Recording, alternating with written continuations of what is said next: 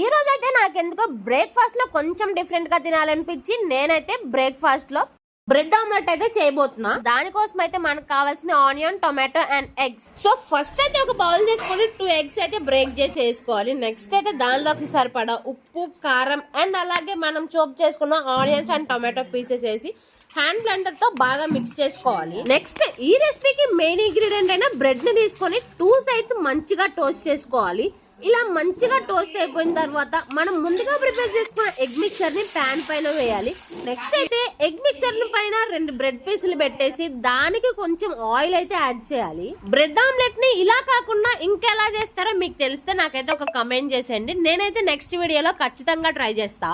And ఈ recipe ఎలా వచ్చిందో మీరు తెలుసుకోవాలనుకుంటే ఖచ్చితంగా నెక్స్ట్ వీడియో కోసం అయితే వెయిట్ చేయాల్సిందే. మీలో ఇంకెవరైనా మన ఛానల్ ని సబ్స్క్రైబ్ చేసుకోకపోతే వెంటనే వెళ్ళి సబ్స్క్రైబ్ చేసేసుకోండి. అండ్ ఈ వీడియోకి అయితే ఒక లైక్ చేసేసేయండి. ఓకే.